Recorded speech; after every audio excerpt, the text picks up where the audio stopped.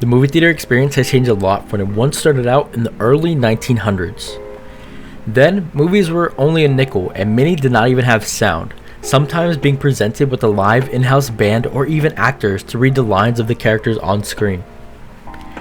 Today, we have movies that are big, action-packed blockbusters full of many different kinds of death-defying stunts, jaw-dropping practical effects, and mystifying CGI coming together for this blockbuster experience. In 2021, as the world heals, theaters are trying everything they can to get people desperately back into theater seats as safely and responsibly as possible. I know some people who are theater purists who can't wait to get back into a sticky theater seat, while others are perfectly content with being able to watch the newest movie premieres in the comfort of their own home. So at this very point in time, major movie studios and theater chains are in an interesting predicament, desperately trying to get people to return to theaters en masse. So what does this mean for the theater industry and the Hollywood productions that bank on these theater chains? How will this diverging media landscape have an impact on our culture, if any at all?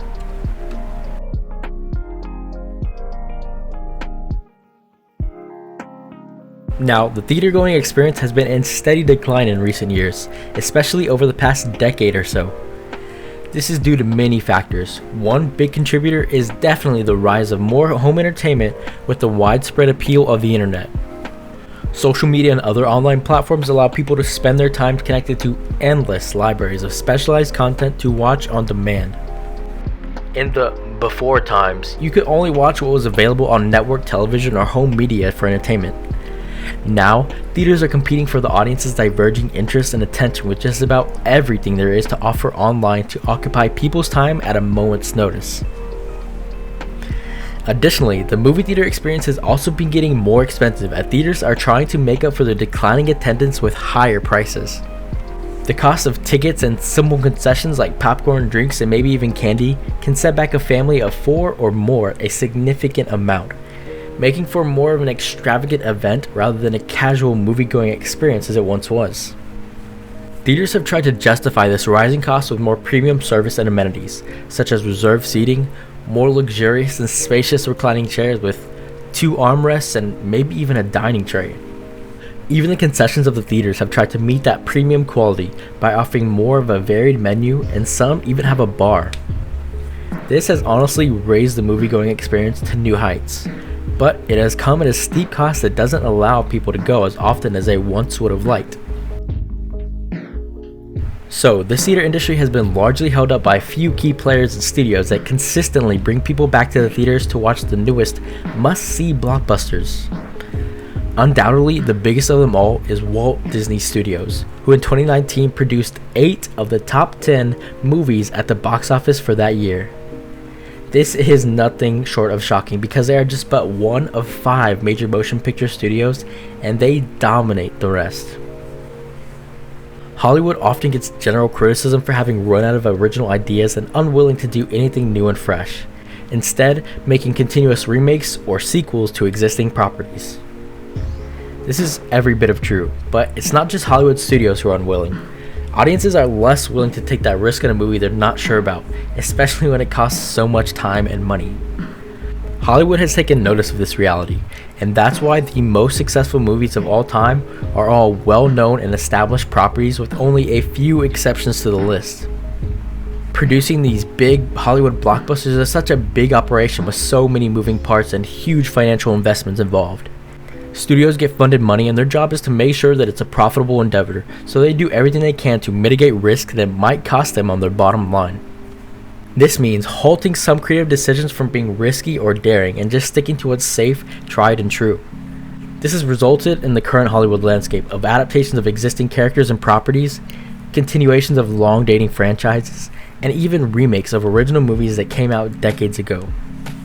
It's evident that the current Hollywood landscape stifles the creativity of new and original ideas and has become a monopoly to serve those at the top of the major studios with enough money to play.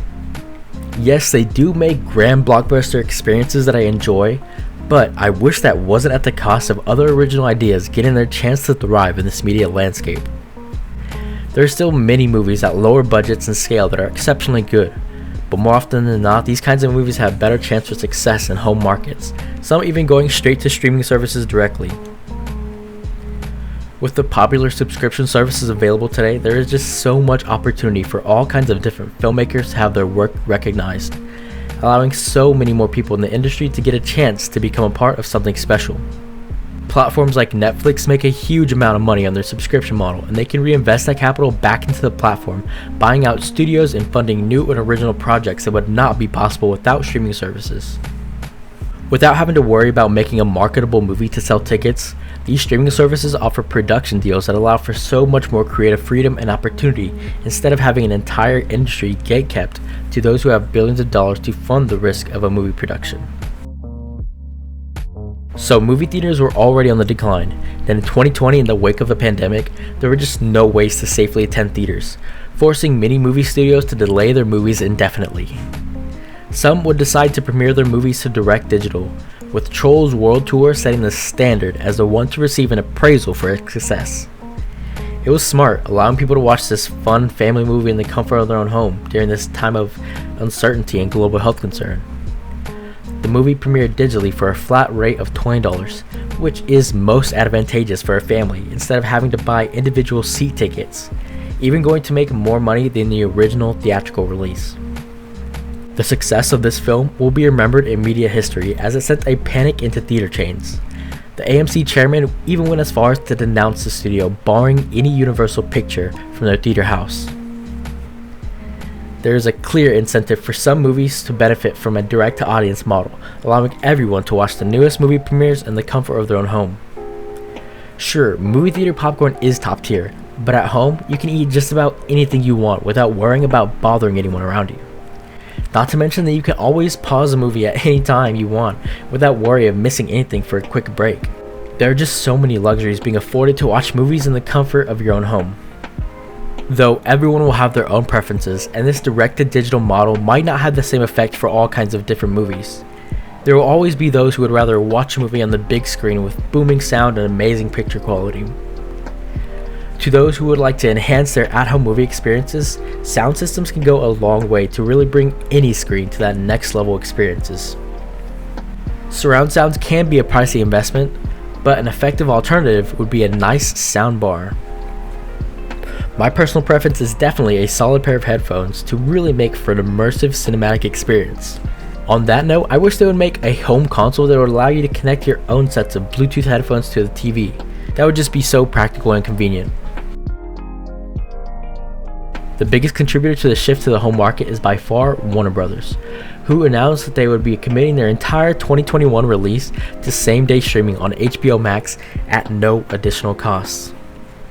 This was a bold decision on their part, allowing audiences the freedom of choice to whether want to go to the movies or watch the movie at home, letting the free market decide and showing clear divergence in media preferences. Warner Bros. Has always committed to its following catalog year to theaters exclusively to appeasement of theater chains everywhere, but this doesn't mean that theaters will return in full force. Theaters have been on the decline before a global pandemic, so how will this affect them in the coming years in this ever-changing media landscape? Can the theatrical window truly thrive in an immediate gratification type of world? Who knows? Personally, I don't think that major studios can get a profitable return that they are used to with big budget blockbusters if they just can't get people back into the seats like before. So this can go in two ways. One, where Hollywood adapts to this new economic model, scaling down these large big budget productions to become more profitable. Or two, where they double down and make even more grand blockbusters that heavily rely on familiar existing properties, completely strongholding new ideas to eliminate the risk factor. There could be a mix of these two market ideas blending, but I believe that the divide will only further diverge these two forms of media. There have been many kinds of shifts in the entertainment industry throughout the years.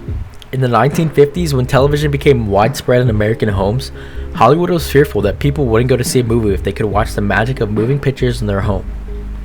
This didn't destroy the movie industry as they had thought. Instead, network television more closely adopted the radio model of broadcasting and became a new avenue for marketing movies to new audiences.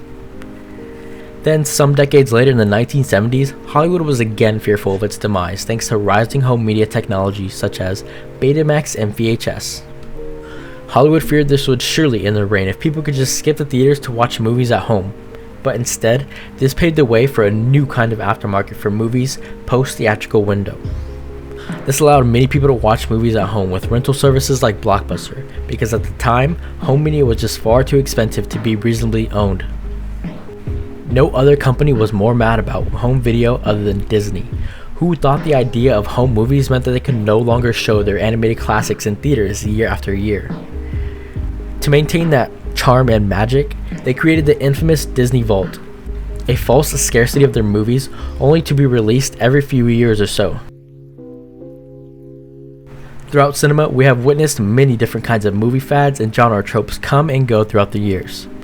There were the teen slasher flicks, raunchy sex comedies, buddy cop movies, gritty action, star-driven rom-coms, parody movies, novel adaptations, 3D, and the most recent comic book craze.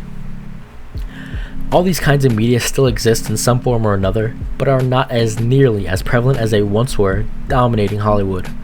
Mainly because stuff like this is relegated to the internet now in different ways.